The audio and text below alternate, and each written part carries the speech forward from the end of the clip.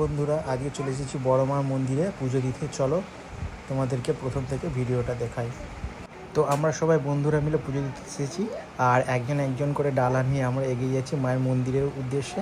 কারণ আজকের দিনটা খুব ফাঁকা, আর আমরা বৃহস্পতিবার মায়ের মন্দিরে পুজো দিতে এসেছি। এই সেই মায়ের মন্দির।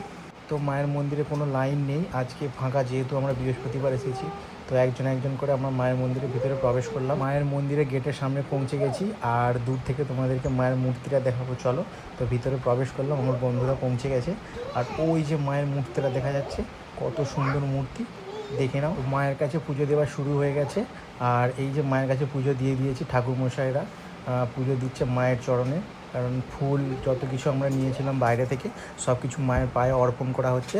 তো অর্পণ করা হয়ে গেছে, ফাইনালি আমাদের পুজো দেওয়া হয়ে গেছে। আর এই সেই মায়ের সুন্দর মূর্তি, যা দেখলে চোখ ঝলসে যাবে, এত সুন্দর রূপ মায়ের আগে আমি সামনে থেকে কখনো দেখিনি। তো ভিড় কমের জন্য মায়ের মূর্তিটা ভালোভাবে দেখতে পেয়ে দেওয়া হয়ে গেছে। তো ঠাকুরমশাই আমার হাতে আমার ডালা ধরিয়ে দিয়েছে, আমি নিয়ে নিলাম এবং দানপেটিতে আমার দক্ষিণেটাও দিয়ে দিলাম।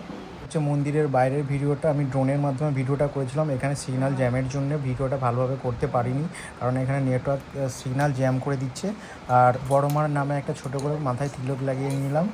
আর অবশেষে মাকে প্রণাম জানিয়ে আমাদের পুজো শেষ করে আমরা বাড়ি ফিরলাম। আর ভিডিওটা কেমন হয়েছে এবং বড় মাকে দেখতে তোমাদের কেমন লাগলো অবশ্যই কমেন্ট করে জানাবে।